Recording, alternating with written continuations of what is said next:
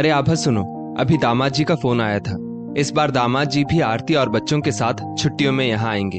उनकी अगले हफ्ते की टिकट कंफर्म हो गई है। इस बार पूरा एक हफ्ता दामाद जी हमारे साथ रहेंगे। आलोक जी ने अपनी पत्नी को जानकारी दी। ये तो बहुत अच्छी बात है। आभा जी ने अपनी बहू सोनल को भी इस बारे में जानकारी दी। आरती इस घर की बड़ी बेटी है। उसकी शादी को 10 साल हो चुके थे। उसके एक बेटा और एक बेटी है। सोनल एक तरफ खुश भी थी कि चलो ननद के साथ समय बिताने का मौका मिलेगा। दूसरी तरफ उसे ये डर भी सता रहा था कि ननद नंदोई के एक साथ आने पर वो सब संभाल भी पाएगी या नहीं, क्योंकि उसने अपने मायके में फूफा जी और जीजा जी के बहुत नखरे देखे थे। फूफा जी और जीजा जी के आते ही घर में अफरा तफरी का माहौल हो जाता था। माँ और भाभी उनके लिए कितना सब करती। उनकी सेवा में घर का एक एक सदस्य लग जाता। उनकी जरूरतों का पूरा ख्याल रखा जाता। आव भगत में कोई कसर ना रह जाए, इस बात का पूरा ध्यान रखा जाता। फिर भी वे लोग किसी न किसी चीज में नुक्स निकालने से बाज नहीं आते थे। उनके आने से ज्यादा तो उनके जाने का इंतजार रहता था। उनके जाने के बाद ही सांस में सांस आती थी। सोनल को इस घर में बहू बनकर आए साल होने को आया था। शादी में उसके ननद नंदोई दोनों आए थे, लेकिन वे शादी के बाद रुक नहीं पाए थे, क्योंकि उन्हें नंदोई जी के चाचा की बेटी की शादी में शामिल होने जाना था। इसलिए सोनल अपने ननद नंदोई के स्वभाव से परिचित नहीं थी। मम्मी जी बताइए क्या क्या तैयारियां करनी है दीदी जीजा जी के स्वागत में। सोनल ने कुछ घबराते हुए पूछा। घबराओ नहीं बेटा, सब हो जाएगा। घर के ही सदस्य हैं।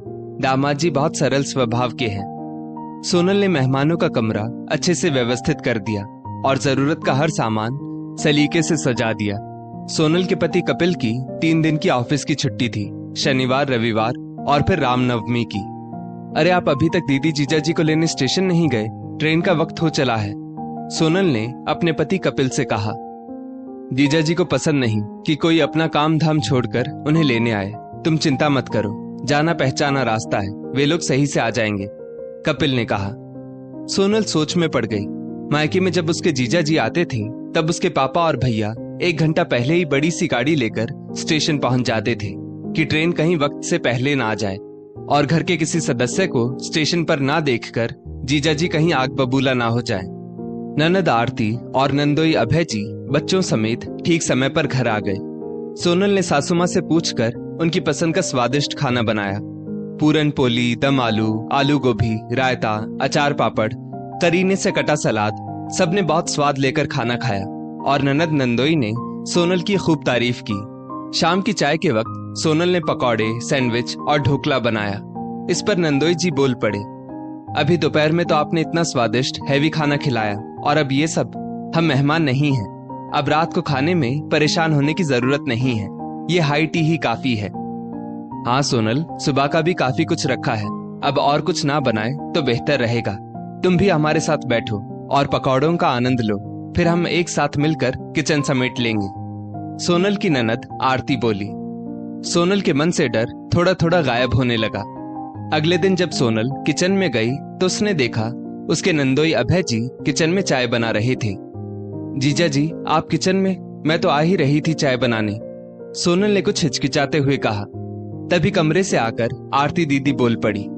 अरे सोनल, तुम्हारे नंदोई जी की सुबह जल्दी उठने की आदत है, घर पर भी सुबह की चाय यही बनाते हैं। तुम्हारे नंदोई जी जैसे घर पर रहते हैं वैसे ही अपने ससुराल में भी, कोई बड़प्पन नहीं, कोई दिखावटीपन नहीं, कोई स्पेशल डिमांड नहीं, तभी तो ये मम्मी पापा के चहेते हैं। सोनल को तो इस बात पर आश्चर्य हो रहा था कि दामाद भी इतने सरल हो सकते हैं। सोनल सोचने लगी, ऐसे मेहमान हफ्ते भर तो क्या, महीना भर भी रुक जाए तो कोई दिक्कत नहीं।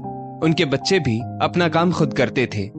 3 दिन की छुट्टी में कपिल और सोनल ने दीदी के परिवार को खूब सैर सपाटा कराया। पैसे खर्च करने में भी जीजा जी पीछे नहीं हटते थे।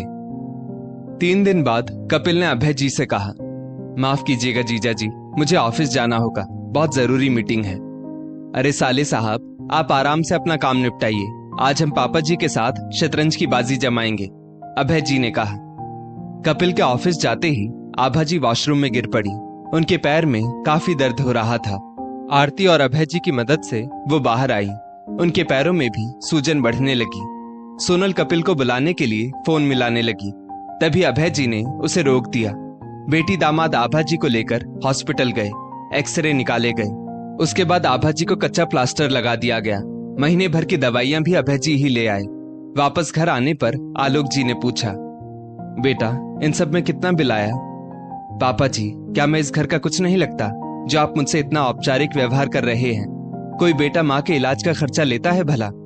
अभय जी ने कहा, हाँ ये तो सच है बेटा जी, आपने अपने आप को कभी स्पेशल नहीं समझा, परिवार के सदस्य की तरह ही सहज रहे और हमें सहज महसूस करवाया। दामाद हो तो आप जैसा। इस बार आभा जी बोल पड़ी। सोनल भी अपने ननद नंदोई की सहजता देख अभिभूत हो गई।